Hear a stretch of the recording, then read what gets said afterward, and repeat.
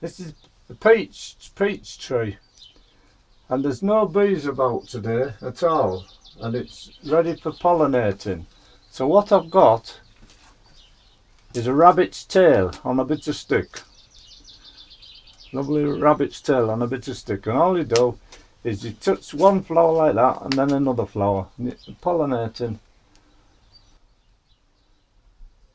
And what I did before I started pollinating was I wet the floor of the greenhouse and shut the door for about an hour, and that helps. Well, I think it does anyhow. And just keep going around every flower like that.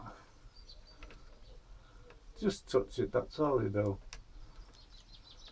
You've got to pollinate them, otherwise you don't get a stone in them, I don't think. And all them flowers will be little peaches. And when they start to come and they're as big as a marble, you take every one off. Where there's 3, you take 2 off and just leave 1, and you get a nice big peach then. Just keep touching it like that. That's all you do. I've already done it twice, so I did catch a bee in the garden and I put it in here, and it did a little bit of work, but not much. It wanted to be out in the fresh air, I think. That's it. That's all there is to it. Okay. To stop red spider coming on them, it's spray in the morning. Just spray all over. Red spiders don't like it when it's damp. I don't know what red spider does, but they say you don't want it in the greenhouse. There. And we'll come back to that later on when they're set, and I'll show you how to do it. So we grew some sweet peas in retainers, and then what I did was, when they got to 3 inches high, I planted them out into pots like that.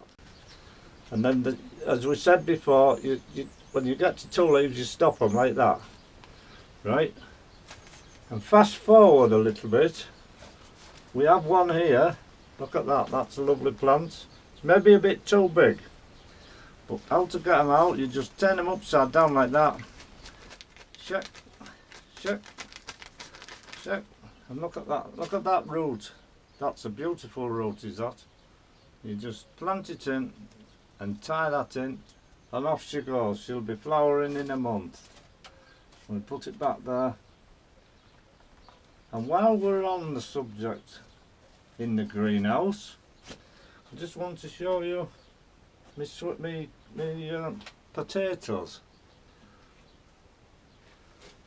You know, we put them all in buckets down, halfway down, and when it came through we covered them up and covered them up, and when they come through again we covered them up again, and we finally got to the top of the thing. I can't put any more on now, so they've just got to grow now, and with a bit of luck we'll have some lovely potatoes in about 4 weeks time. It takes about 8 weeks from planting to harvesting, and that's it.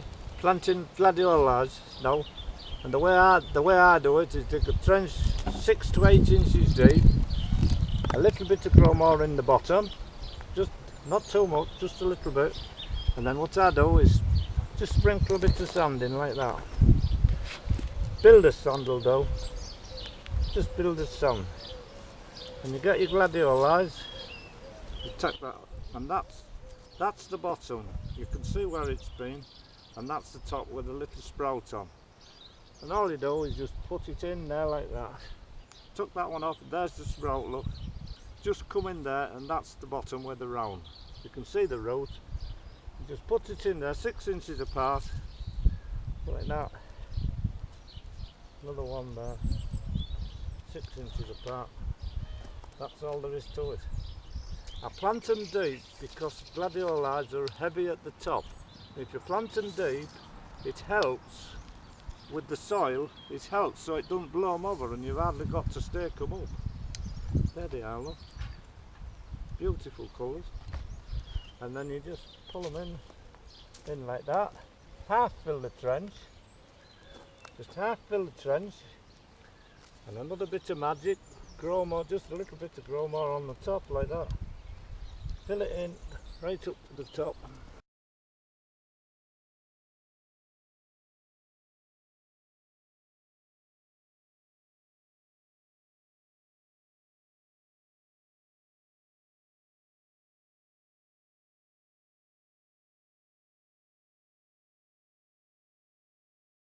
Early on in the season, before they started to sprout, we wanted to take some cuttings. So what we did was cut our thing like that.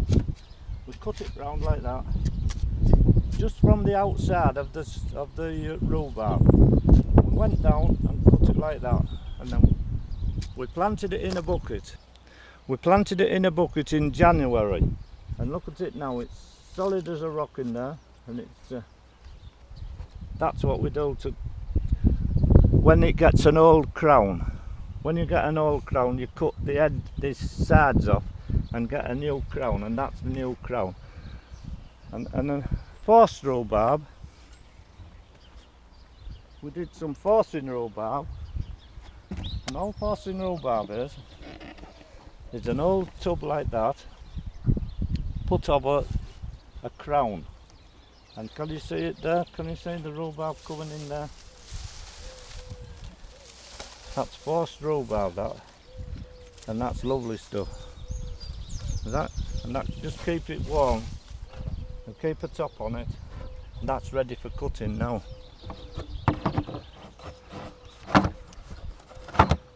Right. There's another one we put in a bucket, like that one I've showed you just over there, and that's starting to come lovely now. And I've kept that in there with the top on it. That's it, Tom.